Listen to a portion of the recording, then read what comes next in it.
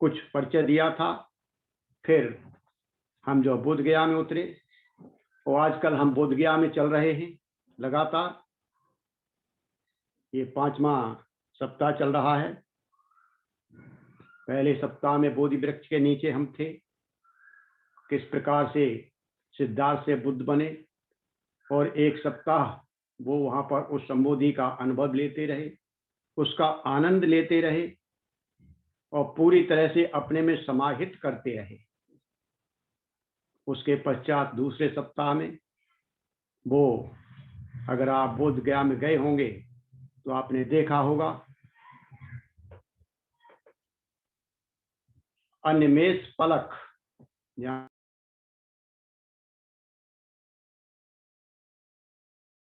आपका माइक बंद है, बंद हो गया है। अच्छा, तो दूसरे सप्ताह में वो अनिमेष पलक के पास गए, यानी एक तक दृष्टि से वो जो है बोधि वृक्ष को देख रहे थे और कृतज्ञ थे उस बोधि वृक्ष के लिए जिसके आश्रय में वो सिद्धार्थ से बुद्ध बने थे। और धीरे धीरे करके वहां जब कृतज्ञता खुली तो भाई और बहनों, वो हर प्राणी, हर मानव, हर वो दृष्टि और हर वो कृति जो उनके बुद्धत्व के रास्ते में सहायक बनी, उसका हर का कृतज्ञता व्यक्त की वहां पर।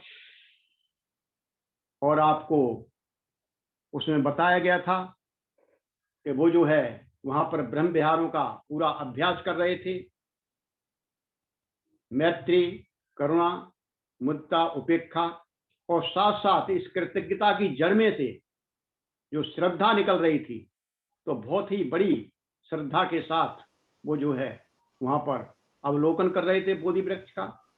तत्पश्चात वो बोधि वृक्ष और अनिमेष पलक के बीच में चल रहे थे तीसरे सप्ताह। वहां पर आपने देखा कि बुद्ध जो है कर्म नियम से ऊपर उठ करके धर्म नियम से बंध रहे थे, धर्म नियम से चल रहे थे। आज हम फिर आगे बढ़ते हैं थोड़ा सा। उस धर्म नियम से चलते चलते भगवान बुद्ध उस स्थान से जहां पर वो चल रहे थे, अकेले थे, कोई व्यक्ति नहीं था उनके आसपास, कोई उनका साक्षात्कार नहीं हुआ था अभी अकेले ही वहां पर रह रहे थे और अपने ध्यान में मस्त थे। तो चौथा हफ्ता जब चालू हुआ, तीसरा हफ्ता पूरा होते होते वो वहां से चल करके उत्तर दिशा में, जहां पर आपने देखा होगा रत्नघर है, उस जगह पर आए। वो उस जगह पर आए तो इस समय तो वहां पर बहुत कुछ बदला हुआ है, लेकिन उस समय तो जंगल ही था। वहां पर भी कोई वृक्ष रहा होगा, हो सकता है पीपल का हो या किसी अन्य चीज का हो, कह नहीं सकते हैं। हम मात्र जो है कल्पना ही कर सकते हैं। इस सघन जंगल के अंदर वो बिल्कुल अकेले थे। जंगल भी बहुत घना था, इतना बिखरा हुआ जंगल नहीं था। तो जो कुछ भी वहां घटित हो रहा था वह क्या था, इसे आज हम देखने की कोशिश करेंगे। क्योंकि हम संबोधि के इस पार हैं, हम तो अभी श्रोतापन्न की स्थिति में भी नहीं है, तो हम क्या देख सकते हैं। अभी तो हम संबोधि का स्पर्श भी नहीं किया, हमने तो अभी अभी श्रोतापन्न भी नहीं वहां तक पहुंच पाए हैं। तो उस अवस्था का अनुभव हम कैसे ले सकते हैं? हम उसका अनुभव नहीं ले सकते, लेकिन सिर्फ कल्पना ही हम कर सकते हैं कि ऐसा क्या हो रहा होगा। लेकिन बुद्ध तो संबोधि प्राप्त मानव थे, वो संबोधि के परे चले गए थे, वो साधारण से असाधारण मानव बन चुके थे, वो सभी चीज से ऊपर हो गए थे, वो बुद्ध बन गए थे। तो जब बुद्ध गुणों को हम आगे देखते हैं तो उस सप्ताह वो क्या कर रहे थे, आप सोच सकते हैं कि अगर हम घंटे, 2 घंटे, 4 घंटे भी चलें तो हमारा शरीर कैसा हो जाएगा। लेकिन बुद्ध तो जब से उन्होंने बोधि वृक्ष छोड़ा था अभी तक बैठे ही नहीं थे। वो अपलक निवेश के सहन में खड़े हुए थे, उसके बाद चलते रहे पूरे सप्ताह, और आज आकर के ये जो है जहां रत्न घर है उस जगह पर कोई पीपल का वृक्ष रहा होगा, कोई वृक्ष रहा होगा, उसके नीचे आके पहली बार बैठे थे।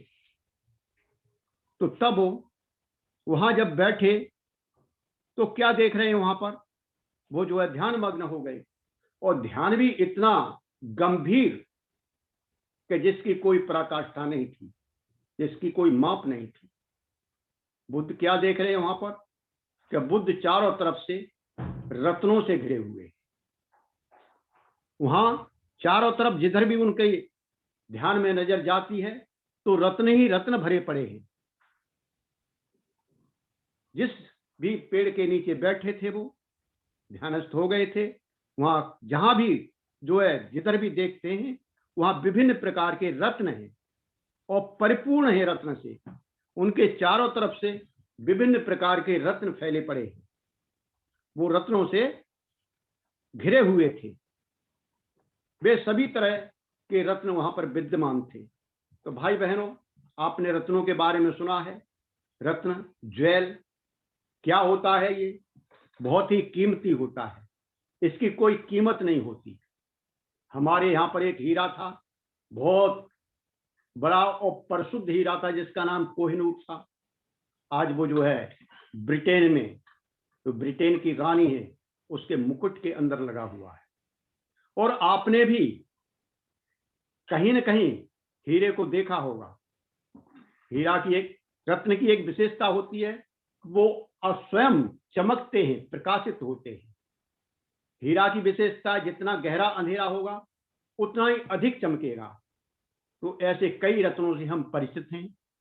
हीरा है, पन्ना है, हल्का सा हरा होता है, लाल है जिसको रूबी कहते हैं, नीलम है जो नीले रंग का होता है। ये सब पत्थर हैं, लेकिन ये स्वयं चमकते हैं। तो ये जो है इनकी अपनी चमक होती है, ये अपने आप आलोकित होते हैं, दीप्तमान होते हैं। तो इसी प्रकार से भगवान बुद्ध को उस जगह पर चारों तरफ रत्न बिखरे दिखाई दे रहे थे। तो भाई और बहनों, ये रत्न क्या है? अगर हम अभिधम्म में देखते हैं तो अभिधम्म के 7 अंगों को रत्न कहा गया है। अभिधम्म के 7 अंगों को जो है रत्न कहा गया है। तो ये 7 अंग कौन से हैं? धम्म संगनी है, पहला अंग है, जिसमें धम्म का पूरा सारांश है।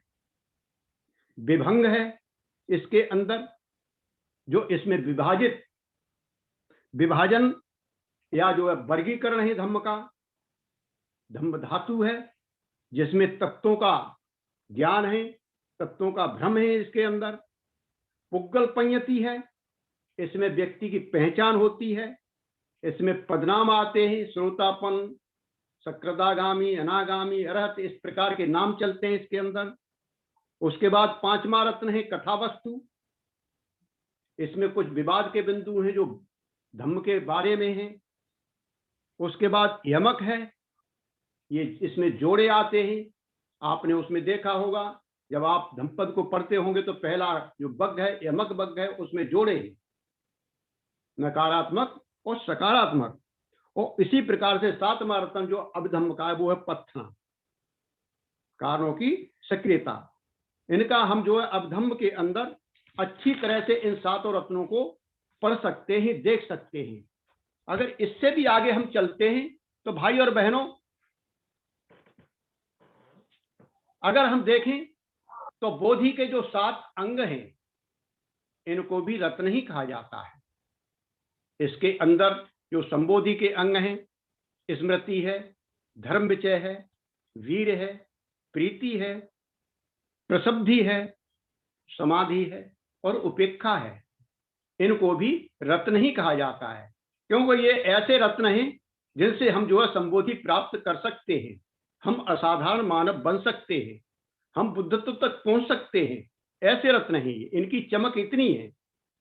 फिर अगर और आगे हम चलते हैं तो यहाँ पर अगर हम देखें तो भावना अंग जो हमारे करने के लिए, विकास करने के लिए है, उसके भी अंग साथ ही है। सम्यक संकल्प, सम्यक वाणी, सम्यक कर्मांत, सम्यक आजीविका, सम्यक प्रयास, सम्यक स्मृति और सम्यक समाधि। तो ये भी बहुत बड़े रत्न हैं। अगर इनको भी हम विकसित करते हैं अपने अंदर तो हम भी असाधारण मानव बन सकते हैं, हम भी बुद्धत्व तक पहुंच सकते हैं, हम भी संबोधि तक पहुंच सकते हैं। अगर हम और आगे बढ़ते हैं तो और देखते हैं थोड़ा सा, तो आप अगले चैप्टरों में आएगा। अगले जब मैं 6वें सप्ताह में जाऊंगा तो आपको इसके बारे में बताऊंगा कुछ। हमारा शरीर जो बना हुआ है, कई बार हमारे ब्रह्मचारी बोधि प्रकाश जी कायानुस्थिति करवाते हैं तो इसमें शक्ति के आयाम हैं, ऊर्जा के जो आयाम हैं इसके अंदर, वो 7 चक्रों के अंदर इसको समाहित किया गया है। ये ऊर्जा के 7 चक्र भी हमारे जीवन के लिए रत्न से कम नहीं है। इनका वर्णन आपको 6वें सप्ताह में जब हम चलेंगे तो वहां पर आपको मिलेगा पूरी तरह से। जो ये चक्र हैं हमारे शरीर को के लक्ष्य को निर्धारित करते हैं। इसमें आगे बढ़ेंगे तो यहाँ पर बुद्ध जो ध्यान की गंभीरता की स्थिति में थे, उनके सामने ये सारे के सारे जो रत्न थे प्रकट हो रहे थे एक एक करके। उन्हें ये सभी रत्न जो है सिद्ध हो रहे थे और जो वो ऐसा ही चाहते थे वही हो रहा था। जो ये रत्न ऐसे प्रकट हुए बुद्ध को कि जीवन पर्यंत इन रत्नों ने बुद्ध का साथ नहीं छोड़ा। ये रत्न बुद्ध के साथ रहे। भाई और बहनों, हमारा क्या होता है, हम शिविर में जाते हैं, बहुत ही सकारात्मक मन होते हैं हमारे, बहुत ही अच्छी स्थिति में आते हैं, लेकिन जैसे ही हम शिविर केंद्र से निकलते हैं बाहर, उसी तरह से फिर हमारा मन परिवर्तित होता रहता है। वो जो हमने अचीव किया होता है, जो हमें अनुभव आया होता है, वो धीरे धीरे उसका ह्रास हो जाता है। लेकिन बुद्ध के साथ ऐसा नहीं था। बुद्ध के साथ ऐसा नहीं था। तो बुद्ध के साथ ये रत्न आजीवन बने रहे। तो भाई बहनों, रत्नों की एक विशेषता है कि ये रत्न प्रकाश का उत्सर्जन करते हैं, स्वयं प्रकाशित होते हैं। जैसे हीरा रात में चमकता है, अधिक अंधेरा होगा उतनी ही चमक उसकी और ज्यादा होगी। तो इसी प्रकार वहां पर बैठे बैठे बुद्ध स्वयं को प्रकाशित होता महसूस कर रहे थे। उनके शरीर से ऐसा महसूस हो रहा था कि मेरा शरीर जो है प्रकाशमान हो रहा है, मेरा शरीर प्रकाशित हो रहा है। बुद्ध अनुभव कर रहे थे मानो रत्न के समान वे जो है चमक रहे हों, बल्कि वो ही रत्न हैं, ऐसा कुछ महसूस कर रहे थे। जैसे वहां जहां कहीं भी देखते वह सितारों की तरह महसूस, वो स्थान जो है सितारों की तरह महसूस होता, ऐसी महसूस मालूम पड़ता जैसे सितारे चमक रहे हों। ऐसा ही बुद्ध अनुभव, जैसा ही कुछ अनुभव हम जो है ध्यान में ले सकते हैं। कई बार हमारे साथ भी हो जाता है, अनायास ही होता है।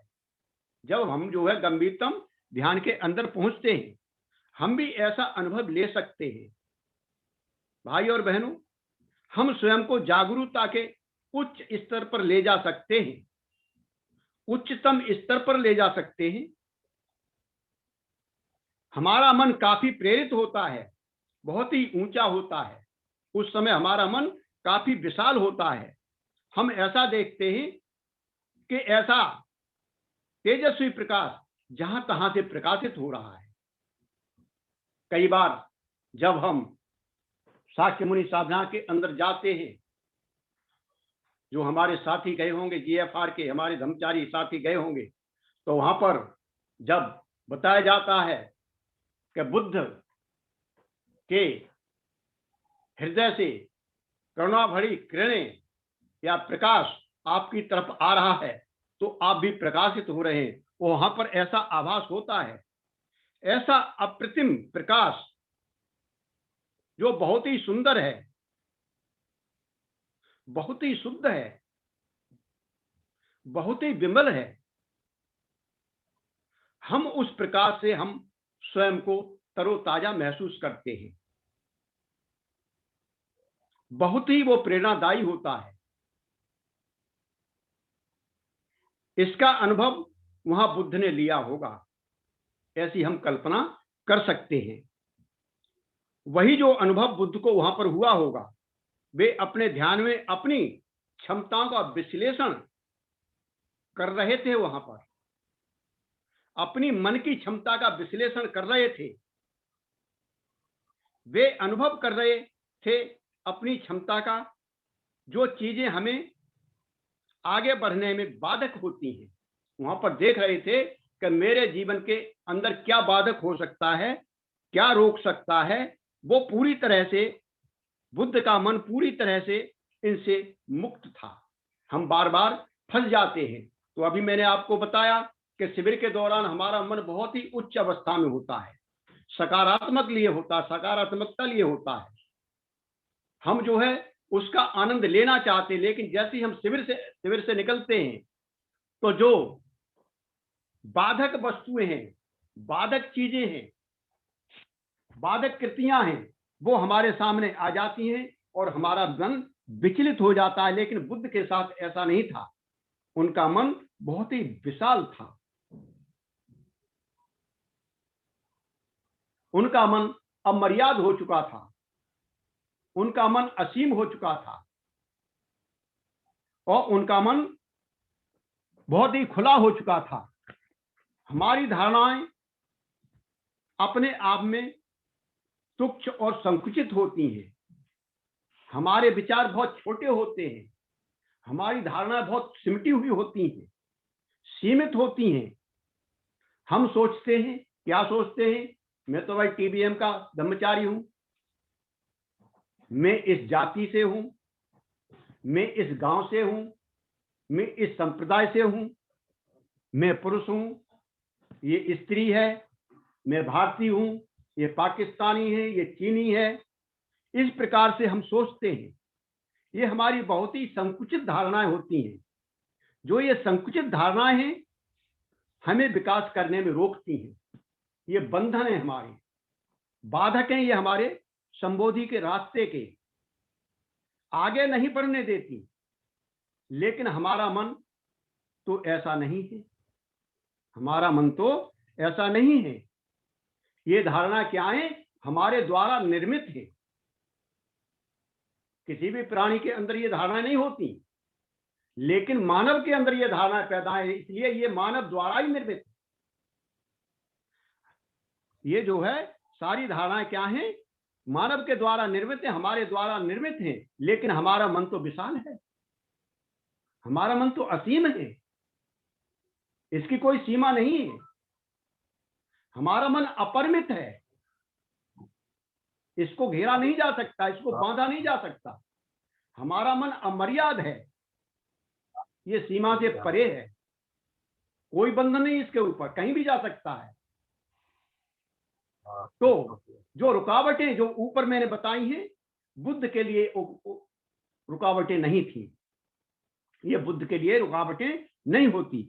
वो कहीं भी जा सकते थे, वे कैसे भी रह सकते थे और किसी भी परिस्थिति में रह सकते थे। आप कल्पना कर सकते हैं कि वो उस समय बुद्ध गया के सघन जंगल के अंदर अकेले थे। कोई भय नहीं था उनको, कोई डर नहीं था। और बोधि वृक्ष के नीचे जो उन्होंने खाने का सामान रखा था, उस सामान तक भी वो नहीं गए थे। जिस दिन से उन्होंने बोधि वृक्ष को संबोधि प्राप्त हुई थी, उसके बाद उन्होंने खाना भी नहीं लिया था। अभी वैसे ही चल रहे थे, क्योंकि उनके लिए शरीर एक साधन बन चुका था। शरीर एक मात्र साधन बन चुका था, उसकी भी उन्हें चिंता नहीं थी। तो वो जो है विमुक्त हैं। बुद्ध के लिए रुकावटें नहीं है, वो कहीं भी जा सकते हैं, कैसे भी रह सकते हैं और किसी भी परिस्थिति में रह सकते हैं। वे मन की असीम सीमाओं से परे थे। जैसे जैसे उनका अनुभव गहरा और गहरा हो रहा था, उतने ही वे और विमुक्त हो रहे थे, स्वतंत्र हो रहे थे,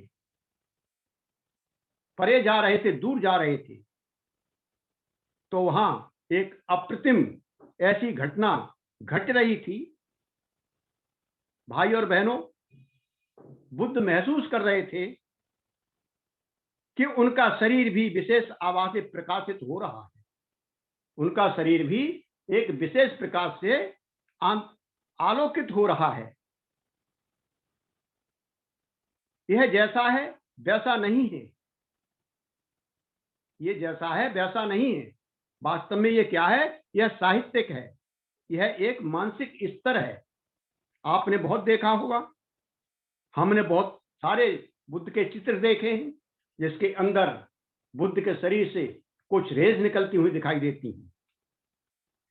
बुद्ध काया से निकलती हुआ प्रकाश की किरणें दिखाई देती हैं। यह प्रकाश बुद्ध के शरीर से निकल रहा था, ऐसा कहा जाता है।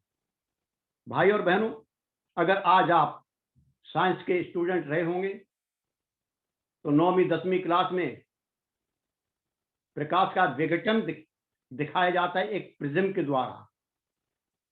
तो प्रकाश हमारा 5-6 रंगों के अंदर विघटित हो जाता है। हाँ, तो यह 5 रंगों के अंदर विभाजित हो जाता है। वो रंग क्या है? नीला है, पीला है, लाल है, सफेद है, नारंगी है। इस प्रकार से इन रंगों के अंदर वो जो है विभाजित हो जाता है। तो बुद्ध ऐसा महसूस कर रहे थे वहां पर बैठे कि ये किरणें जो है, नीली है, लाल है, पीली है, सफेद है, नारंगी है, इस प्रकार की रेज जो है उनके शरीर से निकल रही हैं। बहुधा हमने भी पढ़ा है, और जो साइंस के स्टूडेंट रहे हैं, जिन्होंने साइंस पढ़ी है, उन्होंने भी पढ़ा होगा, सुना होगा कि ये जो है प्रकाश इन रंगों से मिलके बना है। तो हमारा जो झंडा है, पंचशील का झंडा, आप देखते हैं उसके अंदर भी यही प्रकाश है, जिसे एक अमेरिकी कर्नल अलकाट और अनार्क धम्पाल के प्रयासों से डिजाइन किया गया।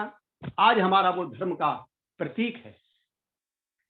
इन 5 रंगों का मानव जीवन पर महत्वपूर्ण असर है। आप देखिए कि पंचशील का झंडा आपके सामने आता है तो आपकी मानसिक स्थिति क्या हो जाती है, आपके जीवन पर उसका क्या असर पड़ रहा है, आप देख सकते हैं। इन रंगों की किरणों से बुद्ध का शरीर आलोकित हो रहा था। ये किरणें जो है बुद्ध के शरीर से निकल रही थी, तथा वहां का वातावरण भी आलोकित हो रहा था। वहां का जो वातावरण था वो भी उससे आलोकित हो रहा था। तो थोड़ा सा हम इस पर चलेंगे।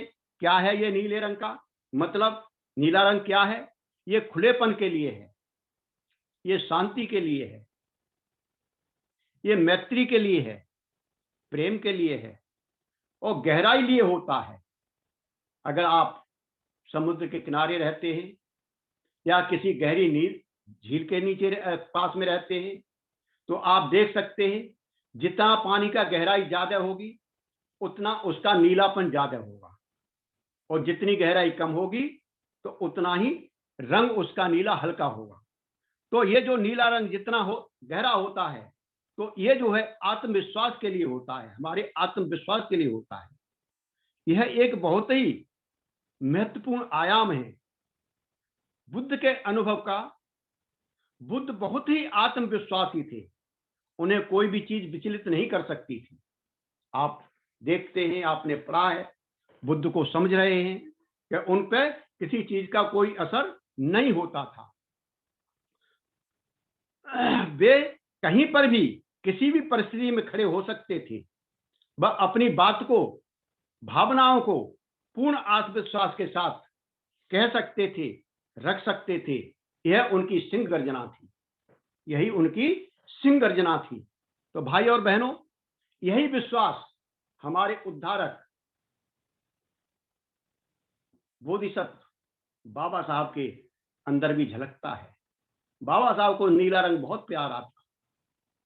अक्सर उनको नीले सूट के अंदर ही देखा जाता है और बहुत प्यारे लगते हैं हमारे बाबा साहब नीले सूट के अंदर।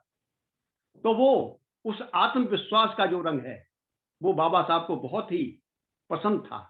बाबा साहब का भी आत्मविश्वास बहुत ही ऊंचा था। वो किसी के नीचे, किसी के दबाव में नहीं आते थे। इतना ऊंचा था, किसी के सामने भी वो खड़े होकर के अपनी स्पष्ट बातों को रखते थे। यहां तक हमारे बड़े बड़े नेता अंग्रेजों के सामने बात नहीं कर सकते थे और उनकी असेंबली में बाबा साहब ने अपने स्पष्ट रूप से विचार रखे। तो इस प्रकार के हमारे बाबा साहब थे। तो आज बहुत ही आदमी, आज जो आदमी है, बहुत सारी बड़ी बड़ी बातें करते हैं, बहुत सारी सुंदर बातें करते हैं, बहुत सारी आकर्षक बातें करते हैं, मगर जब हम उनके जीवन में झांक कर देखते हैं, जब उनके जीवन में घुसकर देखते हैं, तो ये सारी बातें विपरीत ही दिखाई देती हैं। और आज के जमाने में तो बहुत ही ज्यादा दिखाई दे रही हैं। लेकिन बुद्ध के साथ ऐसा नहीं था, हमारे बाबा साहब के साथ ऐसा नहीं था। बाबा साहब का जीवन दर्शन देखिए, जीवन चरित्र पढ़िए आप, और बाबा साहब से परिचित हुई अच्छी तरह से। बाबा साहब की कथनी और करने में कोई भेद नहीं था। जिस प्रकार से उनके गुरु, हमारे गुरु बुद्ध के करनी और कथनी में भेद नहीं था, इसलिए भगवान बुद्ध को तथागत कहा जाता है। उनका कथन और आचरण दोनों एक थे। कहते थे वैसा ही वो आचरण करते थे, इसलिए उनको क्या कहा जाता है? उनको तथागत कहा जाता है। बुद्ध कभी भी आत्मविश्वास से परे नहीं गए। उनका आत्मविश्वास सागर की भांति गहरा था, खुले आकाश की भांति अमर्याद था, और शांति प्रेम से सराबोर था, मैत्री से वो सराबोर था। हमें कभी भी इस प्रकार का अनुभव लेने का प्रयास करना चाहिए। इस प्रकार का जो आत्मविश्वास का जो हमारा नीले रंग का जो अनुभव है, उसको हमें लेना चाहिए। लेकिन अब हम पीले रंग पर, जो स्वर्ण का प्रतीक है, आपका स्वर्ण, सोना जिसको कहा जाता है, पीले रंग का होता है, बहुत कीमती होता है। ये उत्साह का प्रतीक है, ये ध्यान का प्रतीक है, जिससे लोभ, द्वेष, अज्ञान रूपी शत्रुओं का मर्दन किया जाता है। जो पीला रंग है, ये इसको हमारे शत्रु हैं, उन पे हम विजय प्राप्त करने के लिए उसका जो है उपयोग करते हैं। जो सारी अकुशलता का मूल कारण है, उन पर हम विजय पाते हैं।